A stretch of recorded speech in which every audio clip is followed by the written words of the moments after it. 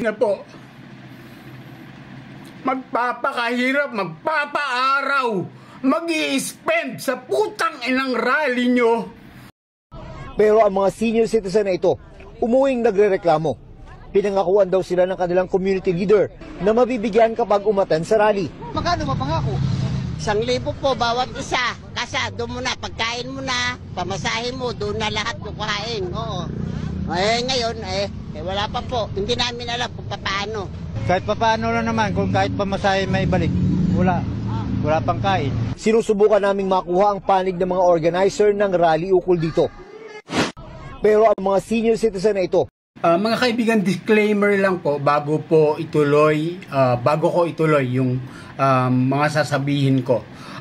Ako po ay last year July, ako po ay na-stroke na at ang high blood po ay medyo nasa lahi po namin. Bakit ko po ito sinasabi?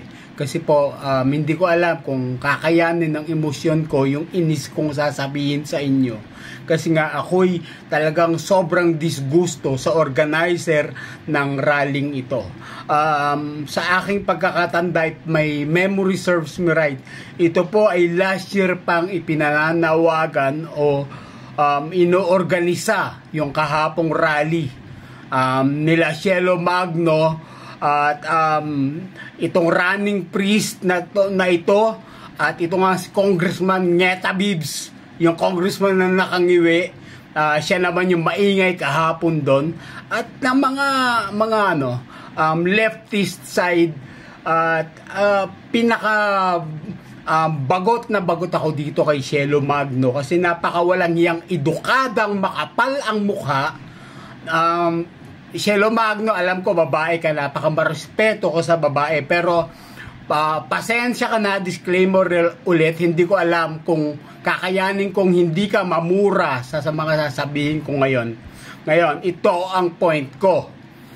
Sa tagal nyong inorganisa yung rally na yan, kung ano-ano pang katarantaduhan, kesyo PhilHealth, kesyo 2025 budget, at naungkat na buko namin kayo na it is just merely to impeach VP Sara. Well, tagumpay kami, hindi kayo nagtagumpay. And ito ang paghuhugutan ko ngayon. Ginagamit nyo ang mga mahihirap, mapapalagpas ko yung ibang mahihirap, yung ibang mga interview dyan, bata-bata pa naman, okay lang. Sige, nainitan sila. Pero yung mga senior citizen, hindi ko kayang palagpasin na mamura kayong mga putang ina nyo. Pinaggagamit nyo yung matatanda, ginagamit nyo yung kahirapan, papangakuan nyo na babayaran. Itong mga matatandang ito, ayaw lang maging pabigat sa kanilang mga pamilya. Osesyo na po.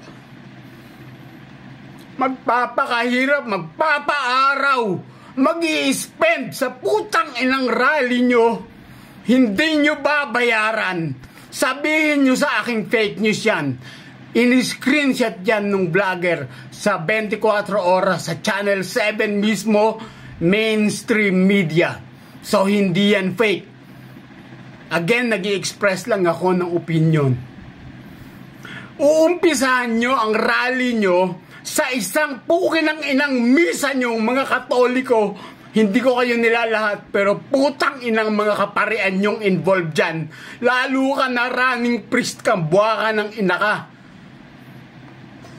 Alam nyong organization, alam nyong magbabayad kayo ng tao, sana man lang bilinan mo yung mga organizer nyo. Total, ikaw naman yung makajust dyan. Sabihan mo man lang na ibigay nyo sa mga tao yung pangako. Utang ina nyo, alam nyo na nga na ginagago nyo ang taong bayan na pagsasabi nyo na organic kayong lahat dyan, gagamitin nyo yung matatanda na gusto lamang makakuha ng pangbili ng gamot, hindi nyo ibibigay ang bayad.